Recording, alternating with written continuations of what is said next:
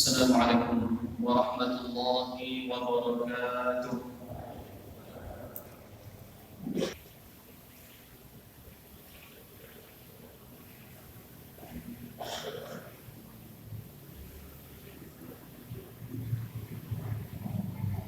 Innal hamdalillah nahmaduhu wa nasta'inuhu wa nastaghfiruh wa natubu ilayhi wa natawakkalu alayhi ونعوذ بالله من شرور أنفسنا وسيئات أعمالنا من يهده الله فلا مضل له ومن يضلل فلا هادي له أشهد أن لا إله إلا الله وحده لا شريك له وأشهد أن محمدا عبده ورسوله لا نبي بعده اللهم صل وسلم وزد وبارك على سيدنا محمد وعلى آله وصحبه أجمعين أما بعد فيا عباد الله اتقوا الله حق تقاته ولا تموتن إلا وأنتم مسلمون لقد قال الله جل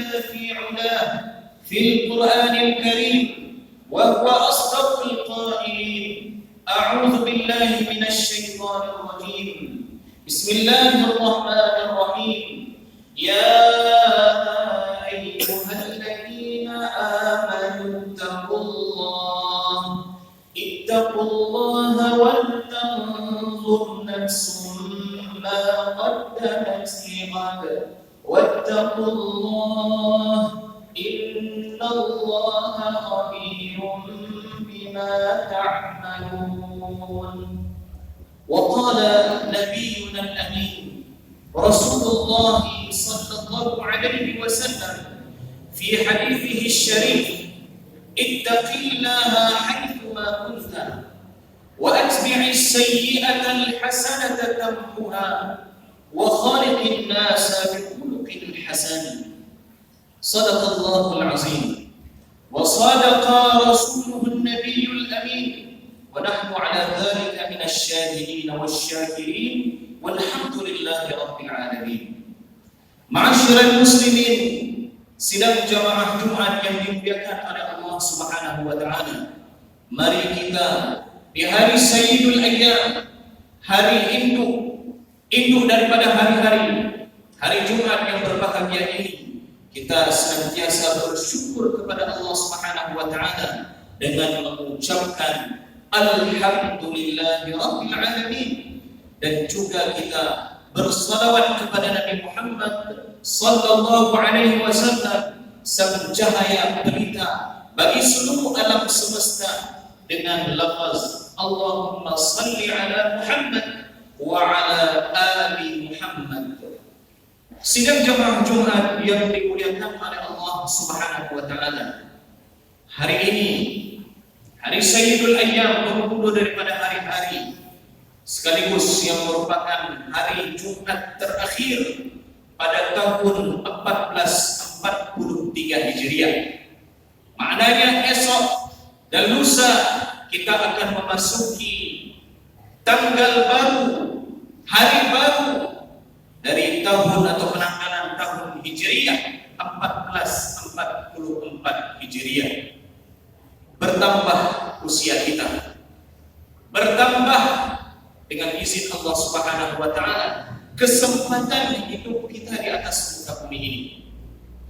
Maka khatib pada hari yang mulia ini ingin menyampaikan beberapa hal sebagai bahan introspeksi diri kita, dan sekaligus juga merupakan bahan akan motivasi bagi kita untuk menyongsong tahun 1444 Hijriah, menghadapi hari-hari kita yang tentunya semakin sulit seraya bertambahnya usia kita. Maknanya tubuh kita makin melemah, tapi meskipun tubuh kita melemah tidak menjadikan sebab akan lemahnya ibadah kita kepada Allah Subhanahu wa taala, dan itu merupakan tujuan daripada penciptaan kita, dilahirkan kita, diutus kita di atas muka bumi ini sebagai hamba Allah Subhanahu wa taala. Wa ma khalaqtul jinna wal ins illa liya'budun. Firman Allah Subhanahu wa taala, sungguh aku tidak menciptakan baik itu adalah bangsa jin maupun bangsa manusia melainkan mereka untuk menyembahku, untuk tunduk kepadaku. Mereka senantiasa beribadah kepadaku, kata Allah Subhanahu wa taala. Sidang jamaah Jumat yang dimuliakan oleh Allah Subhanahu wa taala. Al-Kayyisu, Rasulullah memiliki anugerah yang luar biasa yang telah diberikan oleh Allah Subhanahu wa taala. Di antaranya adalah jawami'ul kalim. Jawami'ul kalim, kata-kata begitu singkat yang Rasulullah lafazkan, yang Rasulullah ucapkan, namun maknanya begitu luas. Di antara jawami'ul kalimnya Rasulullah sallallahu alaihi wasallam, Rasulullah menggunakan istilah-istilah yang mana dengan istilah itu hendaknya yang baik-baik kita menyematkan diri kita, menisbatkan diri kita kepadanya. Di antaranya adalah Al-Kayyis. Siapa Al-Kayyis? Al-Kayyis ini adalah orang yang cerdas, orang yang brilian, orang yang memiliki visi yang baik di masa yang akan datang. Apa itu? Al-Kayyisu man dana nafsahu wa 'amila lima ba'da al-maut. Kata Rasulullah, orang yang brilian itu adalah orang man dana nafsahu, orang yang disebut di dalam syarahan hadis, dana ini artinya hasaba yuhasibu, muhasabatan wa hisaban. Ia menghitung-hitung dirinya sendiri, bukan menghitung orang lain. Tidak disebutkan oleh Rasulullah al-kayyisu man dana ghairahu, tidak.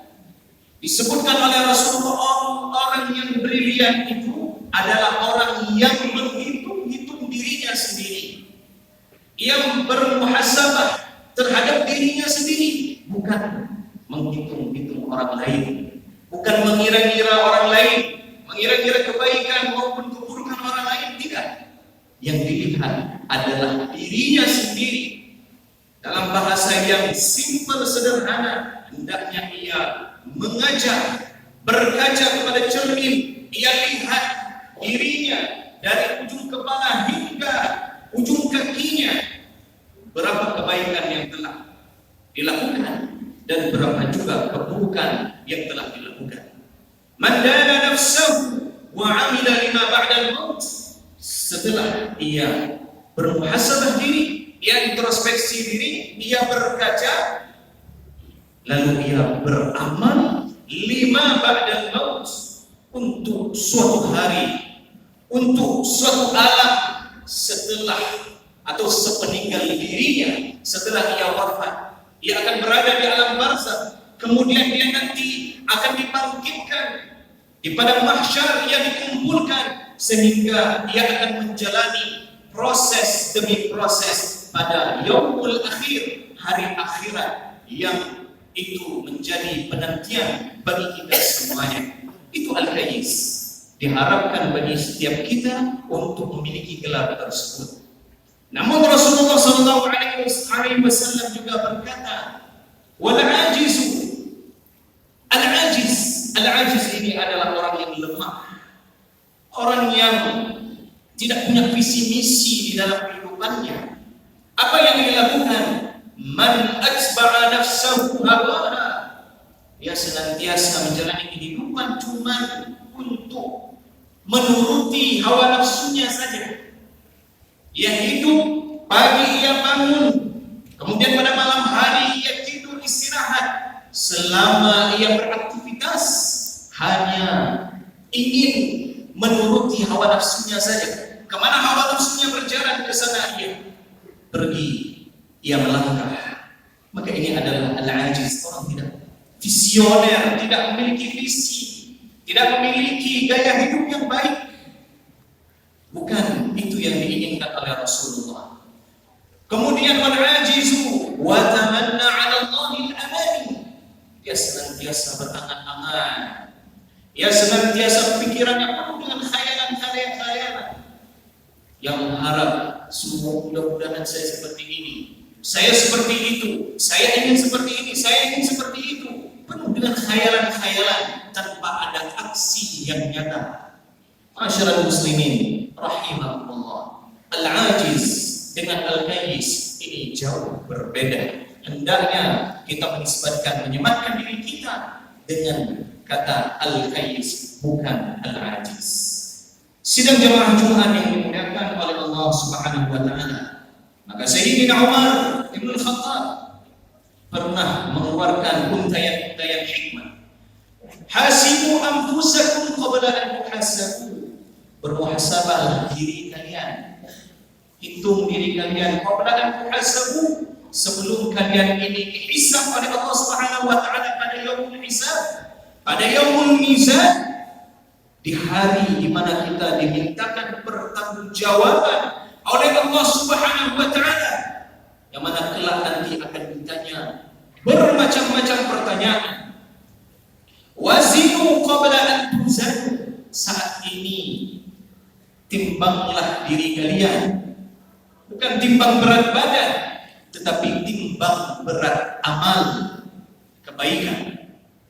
Qabla an tuzanu, sebelum kalian nanti akan ditimbang oleh Allah Subhanahu wa taala, yang timbangan Allah tidaklah bohong, tidaklah timbangan yang menipu, layaknya timbangan-timbangan yang beredar di sekitar kita saat ini. Timbangan Allah adalah timbangan yang hakiki, bukan timbangan yang menipu. Ma'asyiral muslimin rahimahumullah.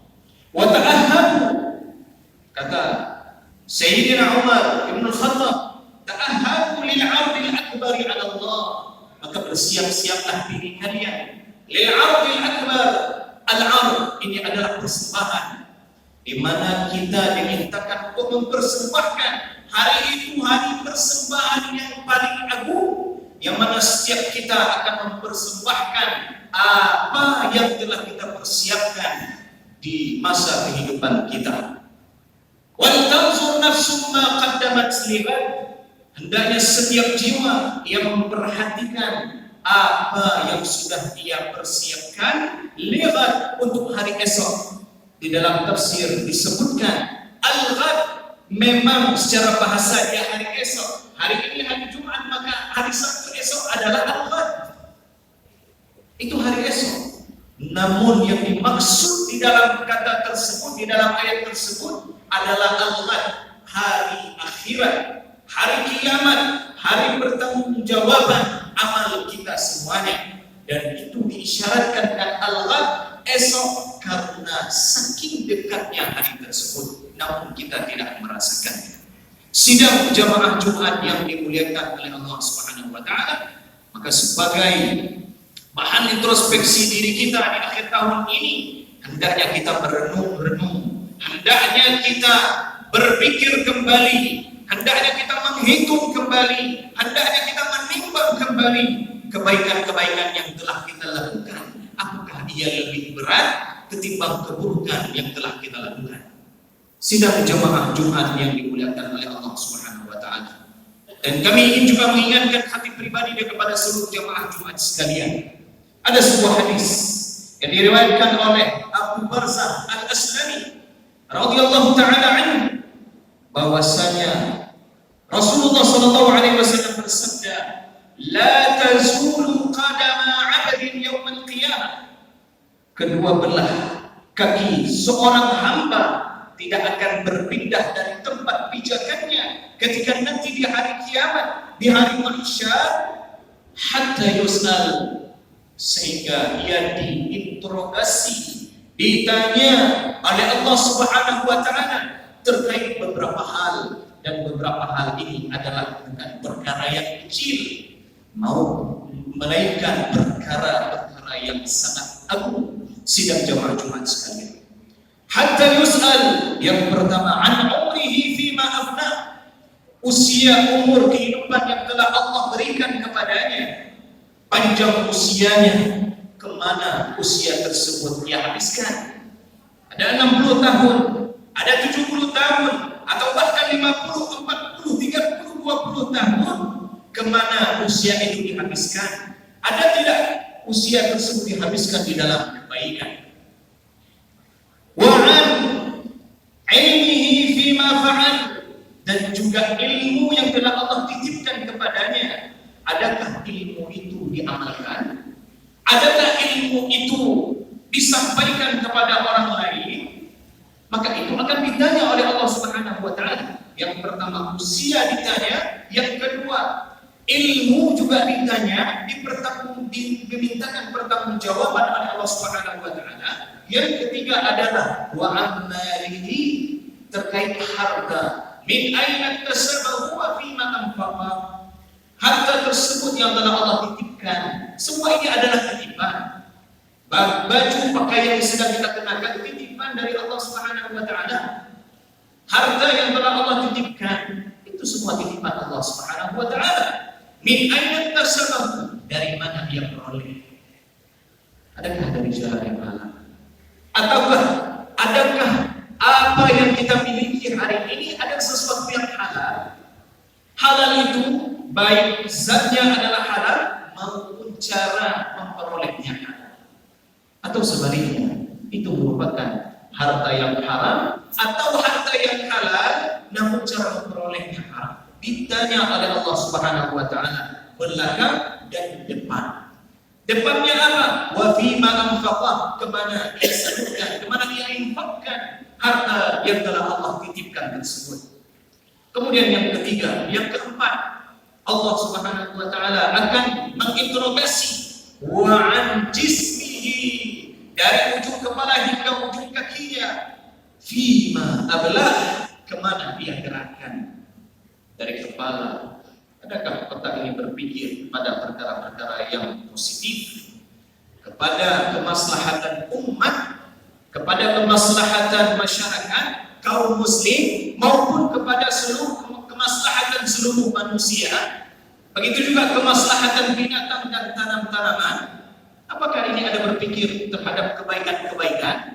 Begitu juga mata, telinga, lisan, hati, tangan, dan kaki. Apakah semua telah digerakkan dalam jalan-jalan kebaikan? Itu kelak akan ditanya oleh Allah Subhanahu wa taala. Sidang jemaah Jumat yang dimuliakan oleh Allah Subhanahu wa taala, hendaknya ini menjadi bahan introspeksi diri kita senantiasa. Semoga itu menjadi iktibar bagi kita bahwasanya kehidupan yang telah kita jalani selama ini, mudah-mudahan itu adalah sesuai dengan apa yang diharapkan, yang diinginkan oleh Allah Subhanahu wa taala. Sidang jemaah Jumat yang dimuliakan oleh Allah Subhanahu wa taala.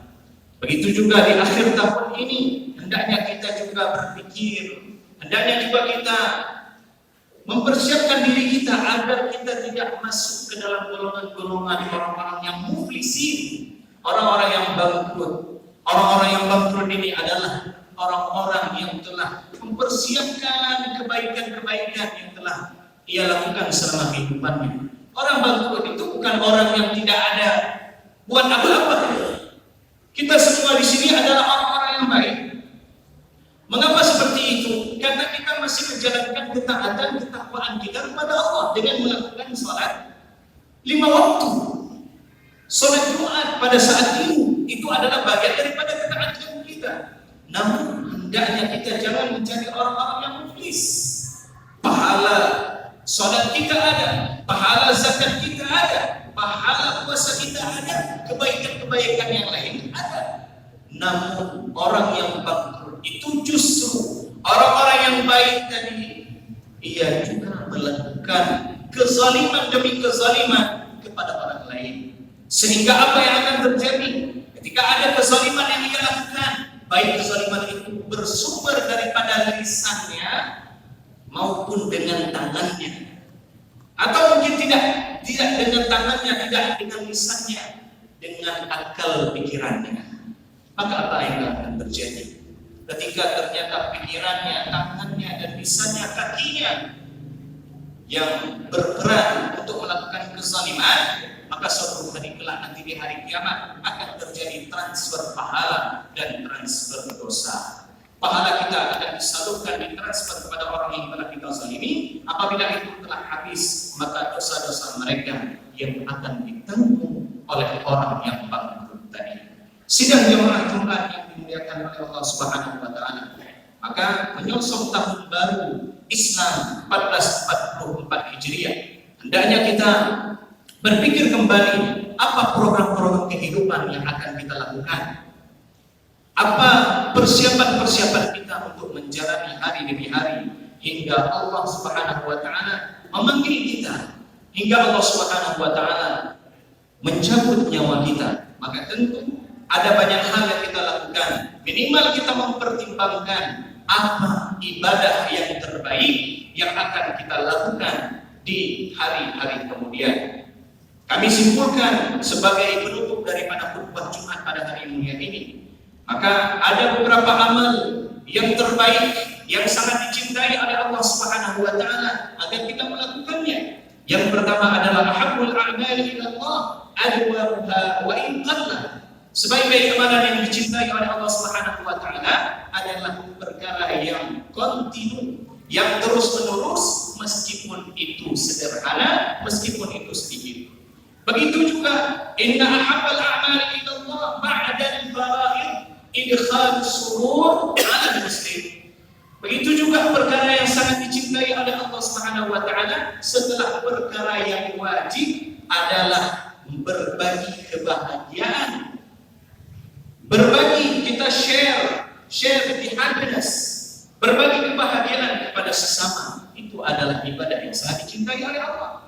Begitu juga ahabbul amali ila Allah as-salatu liwaqtiha, salat pada waktunya. Tsumma birrul walidain, berbakti, berbuat baik kepada orang tua. Tsumma jihad fi sabilillah, kemudian berjihad di jalan Allah Subhanahu wa taala. Begitu juga para ulama memiliki klasifikasi atau perbedaan pendapat terkait amal yang paling afdal menurut para ulama. Di antaranya adalah mereka yang berpendapat asyaqquha 'ala nufus wa as'abuha. Ibadah yang paling afdal itu adalah ibadah yang paling berat dilakukan oleh seorang muslim dan yang paling sulit. Coba kita terawang, apa ibadah yang paling berat? Tentu kita berbeda-beda. Apa ibadah yang paling berat untuk kita lakukan? Maka saat kita melakukannya, itu adalah afdal ibadat bagi kita. Begitu juga ulama berpendapat afdalul ibadat at-tajarrud wa zuhdu fid dunya. Ketika ia senantiasa i'tikaf, ketika ia senantiasa berzikir, ia tidak memperdulikan kehidupan di luar sana, ia hanya fokus membangun hubungan yang sangat kuat antara dirinya dengan Allah Subhanahu wa taala. Maka ini juga adalah seafdal-afdalnya ibadah. Dan yang ketiga adalah maka ada fihi naf'un muta'addim.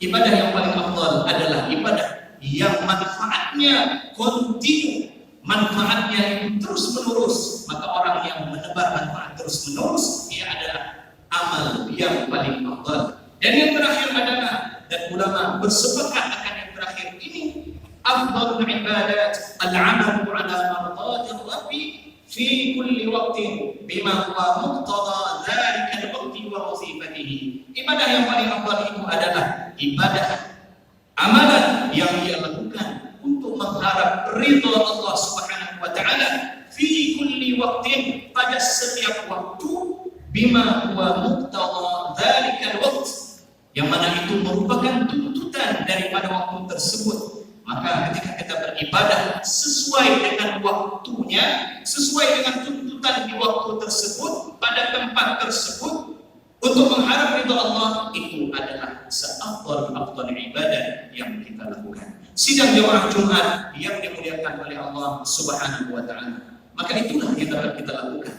Di hari-hari kemudian menyongsong awal tahun baru 1444 Hijriah, hendaknya kita mengupgrade ilmu kita, sehingga apa-apa yang kita lakukan di hari-hari kemudian itu berdasarkan akan ilmu, bukan berdasarkan akan ikut-ikutan yang tidak ada dasar ilmu pengetahuannya. Sidang jemaah Jumat yang dimuliakan oleh Allah Subhanahu wa taala, demikian yang dapat khatib sampaikan.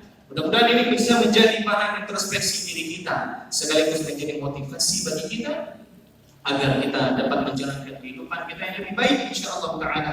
Mudah-mudahan senantiasa kita bersama-sama berjamaah menyatukan mempersatukan soft kita sehingga hari-hari kemudian kita dapat menjalaninya secara bersama-sama. Ketika ada yang silap di antara kita tegur, kita ingatkan.